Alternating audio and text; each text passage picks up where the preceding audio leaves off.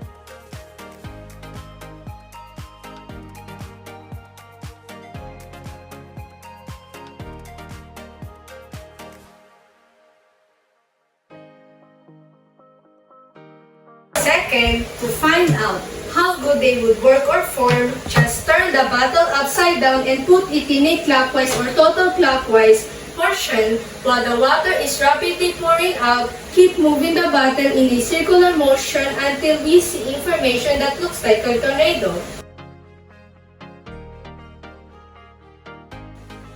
Third, with the use of stopwatch, observe the time on when the tornado formed.